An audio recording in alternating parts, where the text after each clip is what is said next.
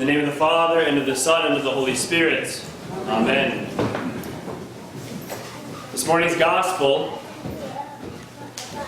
is a story of healing, and yet a little different than many of the others we've heard recently or we hear in the Gospels. It's unique to the Gospel according to St. Luke. Often when we think of the miracles of God, especially the healing, someone brings the person to Jesus. The paralytic is brought by his friends and lowered down from the roof, or someone approaches him, like the woman with the flow of blood that we just heard a few weeks ago as she reached out in the crowd to touch Jesus.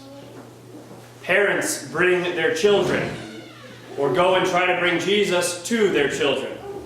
And yet in this morning's Gospel, the healing of the woman who had been in infirmity for 18 years happened because Jesus went to her to heal her. Unasked, unapproached, on the Sabbath day, and loosed her from the bonds that had held her for 18 years. This nativity season, the fast that we are in now, as we prepare for the one who comes to us in the flesh and the blood, is a season that we might prepare for the one who comes to us. Unasked though he may be at times, comes to us to make us whole, to loose us from the bonds that hold us, the infirmities and sicknesses that hold us back and hold us down, to make us whole as we were intended to be. Jesus, in speaking about the woman that he healed that day, says she had been held captive. She had been bound those 18 years by Satan. And his coming to her was to make her what she was intended to be. And that is what we celebrate this nativity season and what we prepare for in this fast. That we have one who comes to us to make us whole, to loose us from the bonds of Satan that hold us down, to heal us. As he comes in the flesh and blood, as he becomes incarnate for us, he does so that we might be made complete, that we might be given that life free from bondage that we are intended for,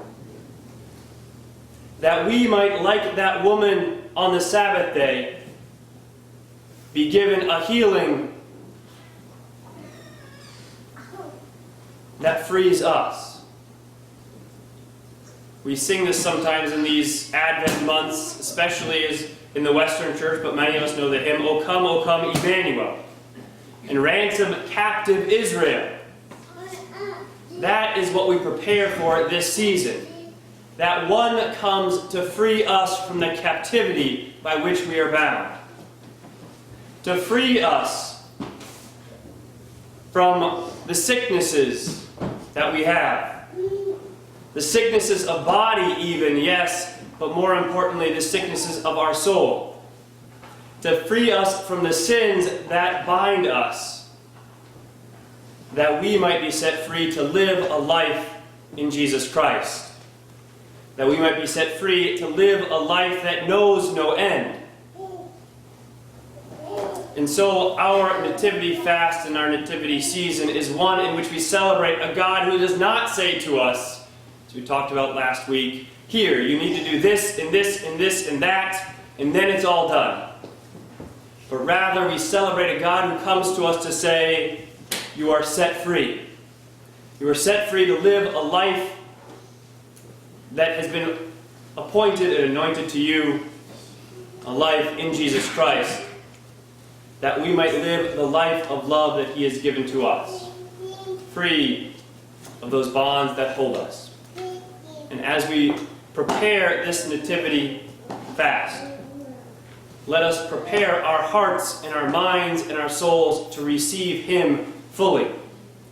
To open our hearts and our minds and our souls to receive Him, that we might hear what He has to say to us.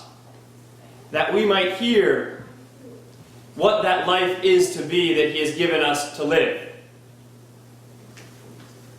And that in doing so we might live our life to glorify Him, the Father, the Son, and the Holy Spirit, now and ever unto ages of ages. Amen.